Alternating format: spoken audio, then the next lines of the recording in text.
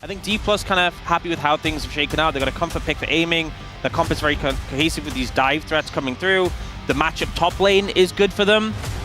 So I think they navigate things pretty okay, all things considered. Yeah. I think you really have to examine it from the lens of if that invade had been successful and he had the prio in his lanes, Lucy would be out the game. Oh man. Doran has just been obliterated by Xiu here. Gets the scrap shield, flash forward and lands the harpoon. There's a solo kill.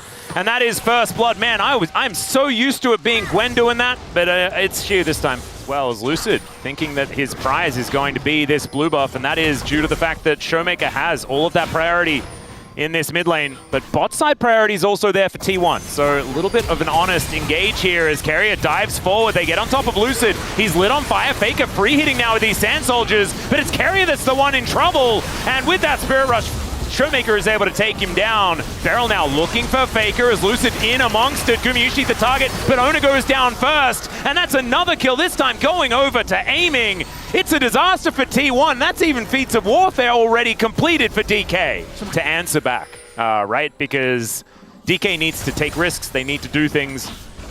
And Lucid going to start by taking down these grubs as they spawn. It's going to be the first feed of the objectives to come on through here for DK. They can upgrade their shoes relatively quickly, but they need to get another one of these if they do want to lock that one down.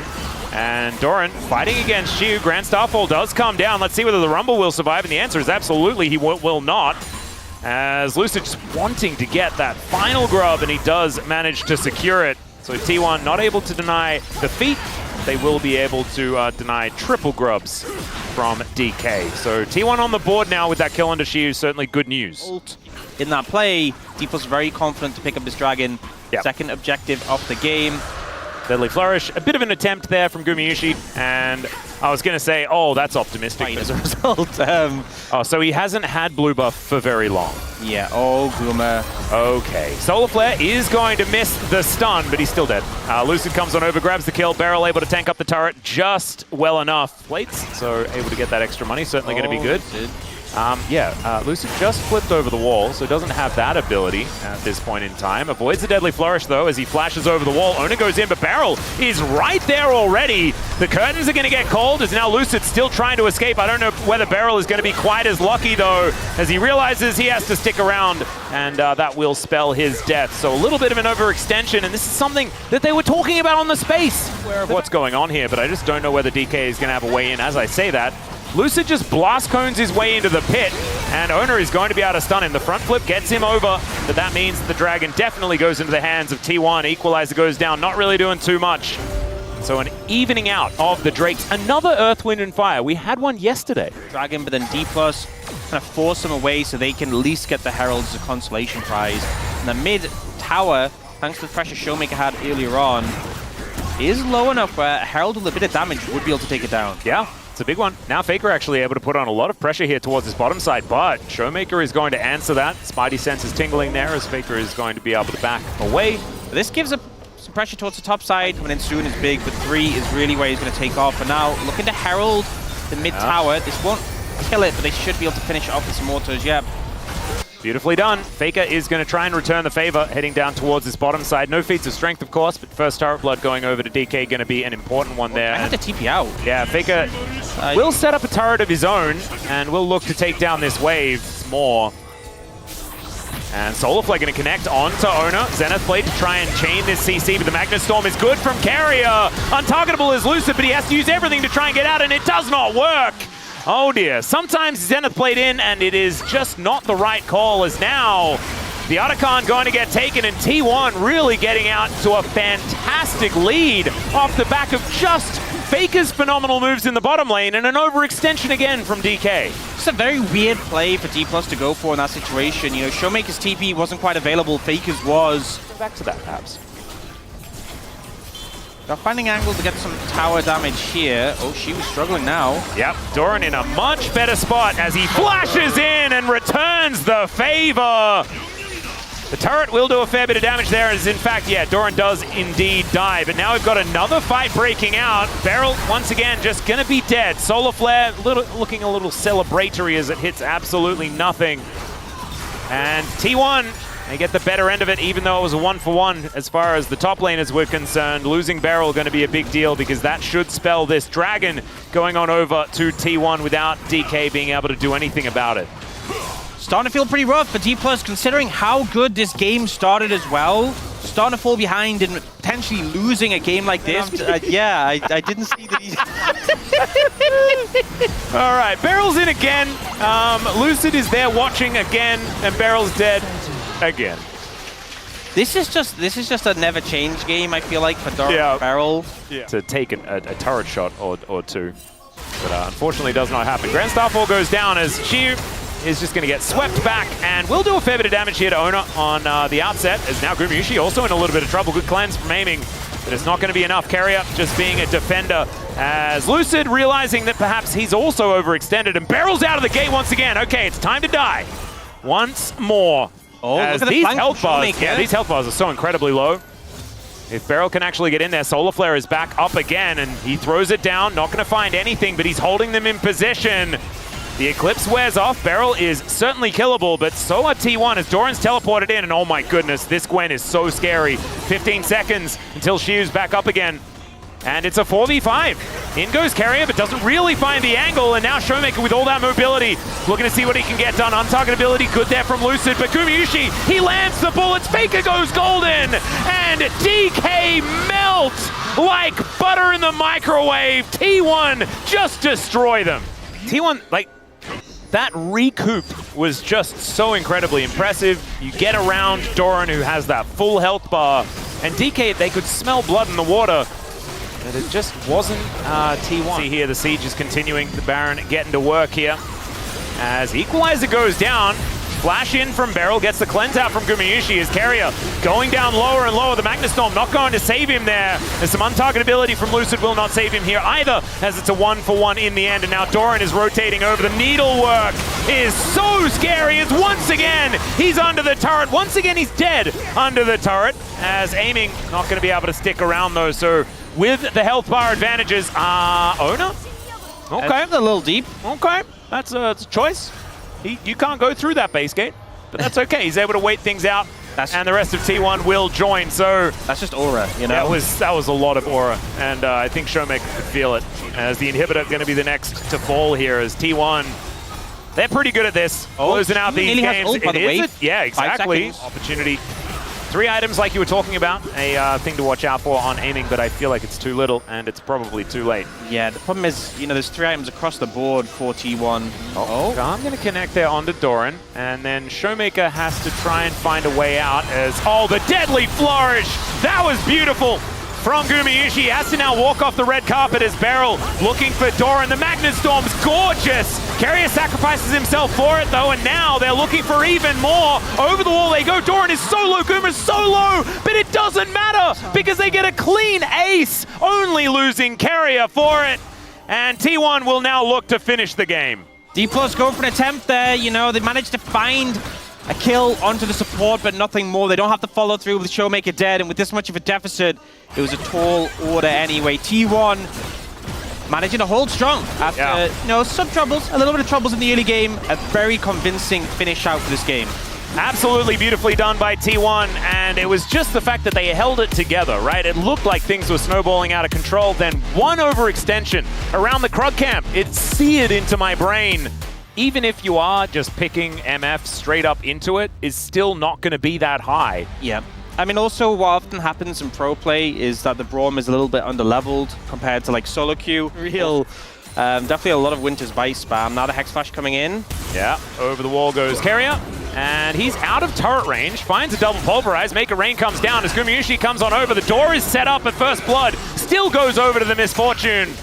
And Beryl, like you say, didn't have a whole lot of the blue stuff, but is now going to have to deal with another wave as Carrier finds yet another pulverize. He will die, and Beryl is fine. And Gumayusi decided that he did not want to kill him ahead of Carrier. As DK thinking about going for a contest, but I don't know about it. As Seismic Shove going wide. Carrier comes in, gets a pulverize onto Lucid, who does get the decoy off. And now Doran just says, nope, you do not have a jungler. They also take down the Dragon on the back end as aiming. He is just going to get evicted from this area. No flash, no chance And Gumayusi even able to walk on over, give him a love tap, take him down. Shu on this top side of the map is at least trying to get something back. Because they don't have flashes on barrel or aiming, they just all die. And yes, you see, aiming having the difficulty of not being able to walk very fast to get out of seismic shoves. So Faker able to pull him back in, get another kill for Gumayusi to make that lane even more difficult for this Varus. As T1 looking to take down these grubs at the same time, they will be one objective away from picking up feats of strength in this game if that does in fact come in. Showmaker looking to try and defend as Gumayusi Carrier are set up. Owner is taking the grubs. They're just taking all sorts of things all the time. And T1's lead, I think, is only going to extend from this point on. And Carrier, I feel like he's everywhere this game. As the Cyclone comes in, can Carrier actually get in there to headbutt Lucid under the turret? And he does, in fact, do so. He flashes away. Realm Warp going to come on through. That gets rid of Beryl.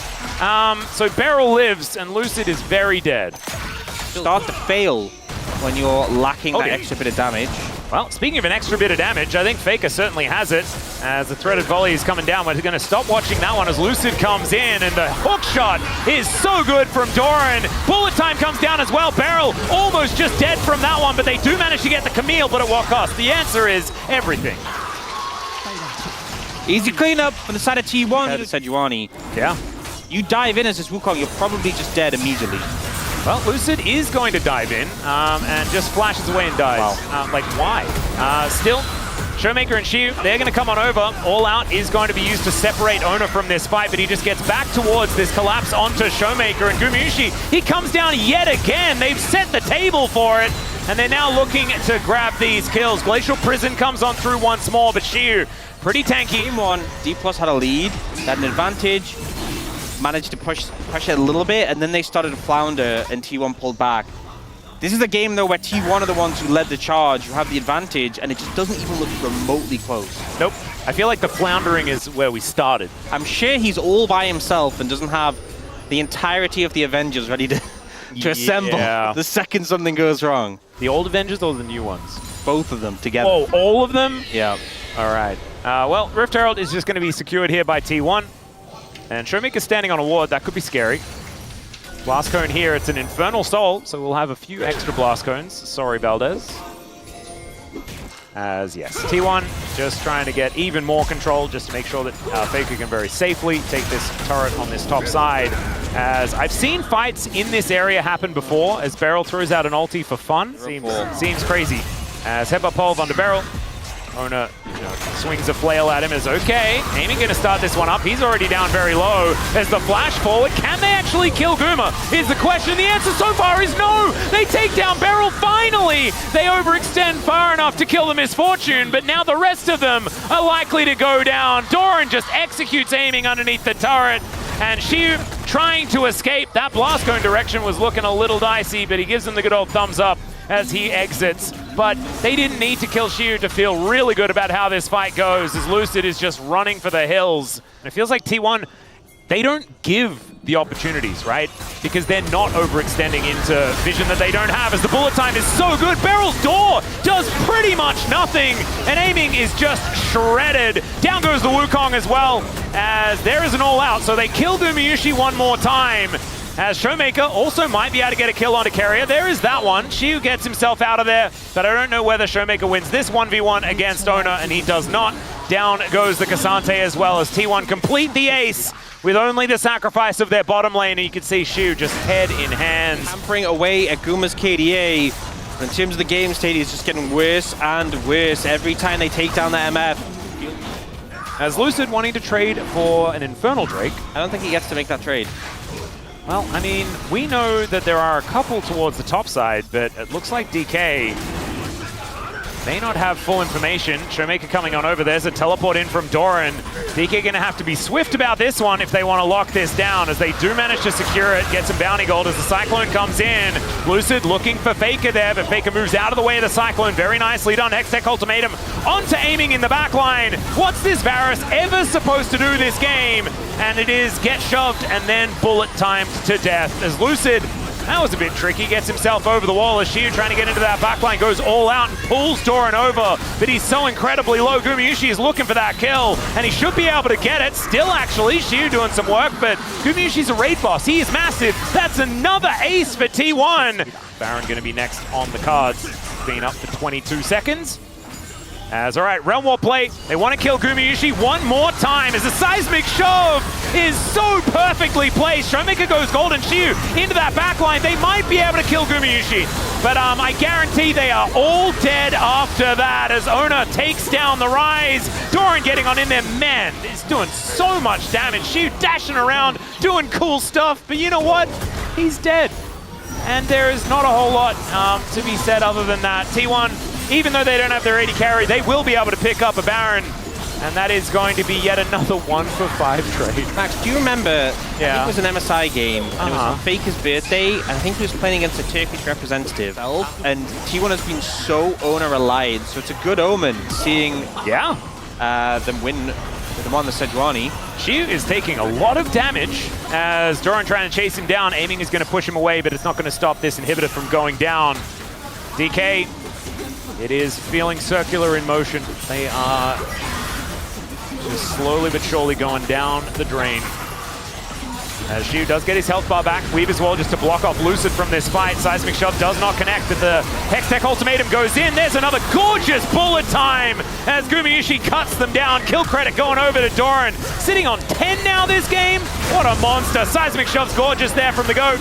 And I think T1 may have just done it far more swiftly than the last time, as Carrier does what he likes to do at the end of games, which is die to the fountain laser, and that's going to mean that it isn't the classic for this particular game, which is 1-for-5 trades. The Nexus still going to go down, though, and T1 looking clean with it here today. These were some of the best highlights from today's matchup. Which moment was your favorite? Let me know in the comment section below. This is OP, and I'll see you tomorrow. Take care.